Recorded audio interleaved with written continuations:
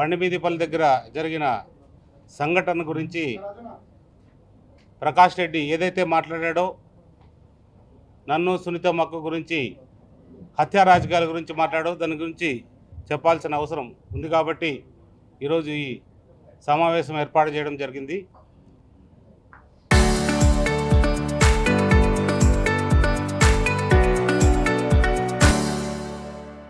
మొదటిగా రెండు విషయాలు చెప్పాలి. ఎందుకంటే మా సంస్థ ఇప్పటికి 27 సంవత్సరాల నుంచి కూడా రకరకాలుగా అన్ని చోట్ల అన్ని రాష్ట్రాల్లో కూడా పనిచేస్తూ ఉంది. అనంతపురం జిల్లాలోనే కాదు, మన రాష్ట్రంలో ఇతర జిల్లాల్లో కావచ్చు, ఇతర రాష్ట్రాల్లో కావచ్చు, అన్ని రాష్ట్రాల్లో కూడా మా సంస్థ పనిచేస్తూ పనిని పూర్తిగా నాణ్యతతో కావచ్చు, లేదా సకాలంలో పూర్తి చేసి బోనసులు తీసుకోవడం కావచ్చు, అన్ని రకాలుగా పనిచేసి మా కంపెనీకి మంచి పేరు తీసుకుని ఈరోజు ఈ స్థాయిలో నిలబడ్డాం.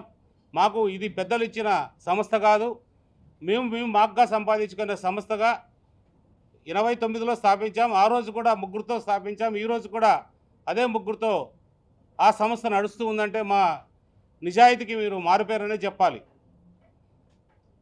అలాంటి సంస్థ గురించి మొన్న ఏదైతే ఉన్నాడో నిన్న ప్రకాష్ రెడ్డి నోటికొచ్చినట్టు మాట్లాడడం జరిగింది.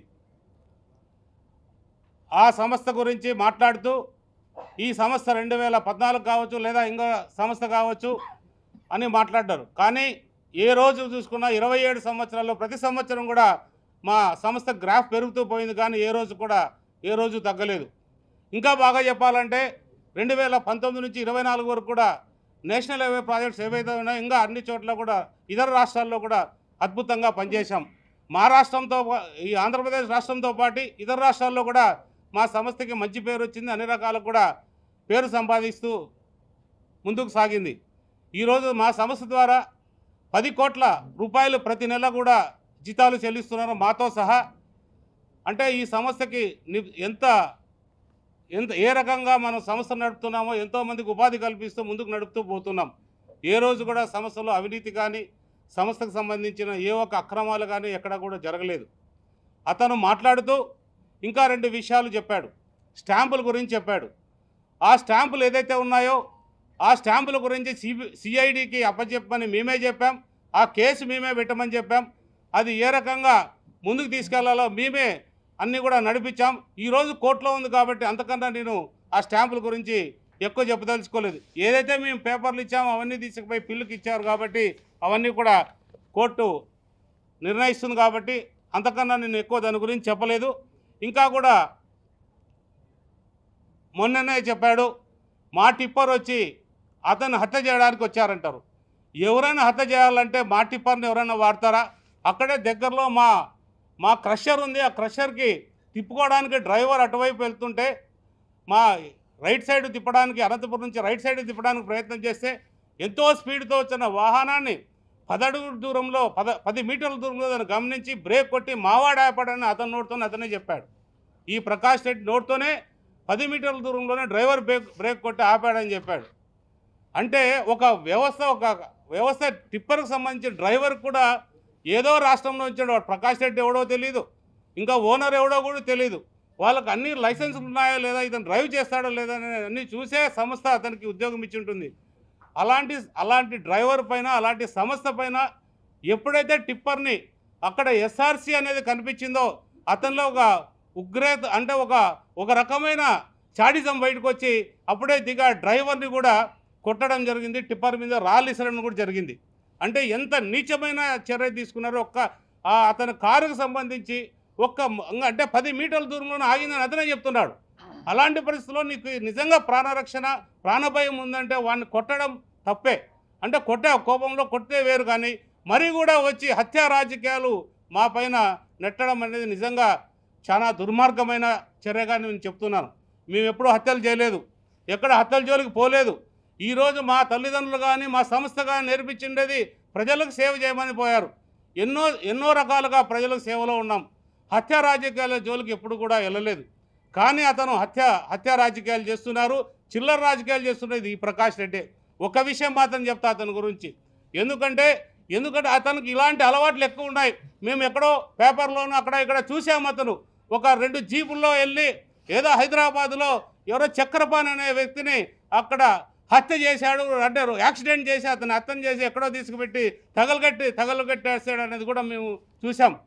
ఈరోజు ఒక విజయవాడకు సంబంధించిన ఒక వ్యక్తికి సంబంధించిన ఆస్తిని ఆక్రమించుకునే దాంట్లో అతను అవినీతి చేశాడు, హత్య రాజకీయాలు అతను చేస్తున్నాడు. అలాంటి వ్యక్తి ఈరోజు మా గురించి మాట్లాడడం సిగ్గుచేటు. ఇది ఒకటి చెప్తున్నా ప్రకాష్ రెడ్డి, గుర్తుపెట్టుకో. నీ వాళ్ళు కూడా కొంతమంది మంచి వాళ్ళు ఉన్నారు, వాళ్ళ సహకారంతో కొన్ని మంచి పనులు కూడా చేశాం చాలా సందర్భాల్లో. అంటే మా వృత్తిని చేసుకుంటూ వెళ్ళాం. ఇంకా కూడా నీకు చాలామందిని వెనక ప్రోత్సహించే వాళ్ళంటే వాళ్ళందరికీ ఒకటే వార్నింగ్ ఇస్తున్నా. మీరు అనుకుంటున్నారు సురేంద్రబాబు సౌమ్యుడు కాదు. 91లోనే ఆ రోజు మీ నాయకులందరూ వచ్చి నా షాపును తగలబెడితే కూడా ధీటుగా ఎదుర్కొన్నాం. ఆ రోజే మా ఇంటికి అద్వానీ గారు వచ్చిపోయారు. మేము సామాన్యంగా మీరు ఊహించుకోదండి. కానీ మన ప్రజాస్వామ్యంలో ఉన్నాం కాబట్టి ప్రజాస్వామ్యబద్ధంగా వెళ్ళాలి కాబట్టి మేము అన్నీ కూడా మా వృత్తిని నమ్ముకుంటూ ముందుకెళ్తున్నాం తప్ప ఎక్కడ అన్యాయం చేయాలనే ఉద్దేశం లేదు. నువ్వు ఇంకా ఒకటి మాట చెప్పావు, మేము ఏదో నీ వర్క్లో లాక్కున్నామని చెప్పి. నీ వర్కులు మేము కాదు లాక్కోండేది. 2002లోనో 2009లోనో 2002లో ఆ రోజు నీకు పనులు అప్పచెప్తే ఈ కరూరు జిల్లాకు సంబంధించి ఎవరో సంస్థ సద్భావ సంస్థను తీసుకొచ్చి ఆ రోజు వాళ్ళ పేరు మీద మీరు వేసుకున్నారు ప్యాకేజీలు. అంటే 2-3 ప్యాకేజీలు 4-5 ప్యాకేజీలు మీరు వేసుకున్నారు. ఆ ప్యాకేజీలతో గొల్లపల్లి రిజర్వాయర్ కావచ్చు లేదా చెర్లపల్లి రిజర్వాయర్ కావచ్చు. ఈరోజు గొల్లపల్లి రిజర్వాయర్ సకాలంలో పూర్తి చేశాము. సకాలంలో పూర్తి చేసినందుకు అక్కడ కియా పరిశ్రమ కూడా రావడం జరిగింది. ఆ కియా పరిశ్రమ వచ్చిందంటే చిన్న విషయం కాదు. మన రాష్ట్రానికే మన దేశంలోనే అత్యంత ఉన్నతమైన పరిశ్రమ అక్కడ తీసుకురావడం కారణం మేమేని ఖచ్చితంగా గర్వంగా చెప్పగలుగుతాం. సకాలంలో పూర్తి చేశాం కాబట్టి వేల మంది రైతులకి, లక్షల మంది రైతులకి ఈరోజు నీళ్లు పోతున్నాయంటే కేవలం మేము చేసిన పనుల రూపంలోనే. ప్రతి చెరువుకి ప్రతి ఒక్క చెరువు కూడా నింపుతున్నామంటే అది మా కృషే. మా నాయకుడు సకాలంలో ఎప్పటికప్పుడు పర్యవేక్షించాడు కాబట్టి చంద్రబాబు నాయుడు గారు ఈరోజు మన అనంతపురం సస్యశ్యామలు కావడానికి మా నాయకుడు ఎంత ముఖ్యమో అందులో మా సంస్థ కూడా అంతే ముఖ్యంగా పనిచేసిందని కూడా ఖచ్చితంగా చెప్పగలుగుతున్నా. ఇలాంటివన్నీ వదిలేసి నువ్వు ఆ సంస్థ ఏదైతే ఉందో సద్భావ సంస్థ ఈరోజు నిజంగా వాళ్ళు కూడా పెద్ద సంస్థే. ఆ రోజు ఆ సంస్థని బ్లాక్ లిస్ట్లో పెట్టడానికి ముఖ్య కారకుడు నువ్వు. ఈరోజు ఆ సంస్థని అనేది లేకుండా చేశావు. నువ్వు ఎప్పుడు కూడా ప్రజలను కానీ లేదా నీ పార్టీ వాళ్ళని కానీ లేదా ఇతరులను కానీ నీ మోసం చేయడమే నీ వృత్తి అనేది నువ్వు గమనించాలా. ఏది ఏమైనా కూడా ఒకటే చెప్తున్నా, నువ్వు మరీ కూడా ఇంకొక మాట మాట్లాడవు. ఎంట్రీకి కూడా పీకలేమంటున్నావు. నువ్వేంద్రా పీకేది ఎంట్రీ కాదు. నువ్వేమి మమ్మల్ని దగ్గర కూడా వచ్చి టచ్ చేయలేవు. నువ్వు ఆ రోజే నీ బావమరుదులు వచ్చి ఇదే అనంతపురం నుంచి మేము కళ్యాణదుర్గం రోడ్డు వేస్తుంటే నీ బావమరుదులు వచ్చి ఆ రోజు అడ్డగిస్తే ఆ రోజే నువ్వు ఏమీ చేయలేక నువ్వు ఏ రకంగా కూడా అడ్డుకోలేక మమ్మల్ని రాళ్లతో దాడి చేసావు, టిప్పర్ల మీద పగులుకొట్టావు, రకరకాలుగా చేశావు. అయినా కూడా ఆ రోజున్న ఎస్పీ ఏసిబాబు గారు మీ బావమరుదుల మీద కేసు పెడితే మా అల్లర్ల దగ్గరకు వచ్చి కాళ్ళ బేరానికి వచ్చి రాజీ కుదుర్చుకొని కోర్టులో రాజీ అయ్యావు ఆ రోజు. అంటే నీ బతుకు ఎట్లా కావాలంటే అట్లా మార్చుకునే పరిస్థితి నీది, మాది కాదు. మీ ఎప్పుడు కూడా ఎవరికి కూడా భయపడలేదు. ఆ రోజు ఆ ప్రభుత్వమా ఈరోజు ఈ ప్రభుత్వం అని కాదు, ఏ ప్రభుత్వం ఉన్నా ఒకటే రకంగా ముందుకెళ్తాం. ఏ రకంగా మేము భయపడే ప్రసక్తి లేదు. ఈ రాష్ట్రంలో మేము అనంతపురం జిల్లాలోని కాదు రాష్ట్రంలో పలు జిల్లాల్లో పనులు చేస్తున్నాం. ఎక్కడా కూడా ఇబ్బంది పెట్టుకోదలుచుకోలేదు ఎవరితో. మా పనులు మేము చేసుకుంటూ వెళ్తున్నాం. మమ్మల్ని నువ్వు టచ్ చేసే పరిస్థితి వస్తే నువ్వు ఒక్కసారి గమనించాల్సిన బాధ్యత. నీ వెనక ఎవరున్నారో కూడా నాకు తెలుసు. వాళ్ళకు కూడా చెప్తున్నా, జాగ్రత్తగా మీరు కూడా ఉండండి. మీరేదో అది ఇది అనుకుంటున్నారు. ఎప్పుడు కూడా మిమ్మల్ని వదిలే ప్రసక్తే లేదు. మీరు అనుకుంటున్నారు 2023 నుంచి కూడా రాజకీయాలు చూస్తూ ఉన్నా. ఎన్టీ రామారావు పార్టీ పెట్టినప్పుడు చిన్నవాళ్ళు ఉండొచ్చు, కానీ ఆ రోజు నుంచి కూడా మేము రాజకీయాలు చూస్తున్నాం. 91లోనే నా షాప్ కాల్చారంటే మీరు నా గురించి ఆలోచన చేయాలి. ఆ రోజుకే మేము ఒకటే చెప్తున్నా, నీకు ప్రకాష్ రెడ్డి గారు ఇంకా మా లోకేష్ బాబు గారు గురించి యువనాయకుడి గురించి మాట్లాడారు. యువనాయకుడిని తేల్చుకుంటారు. రే మమ్మల్తో మాతేకరా, మమ్మల్ని తేల్చుకో ఫస్ట్. మాతోనే చేతగాను మా యువనాయకుడి గురించి మాట్లాడుతున్నావు.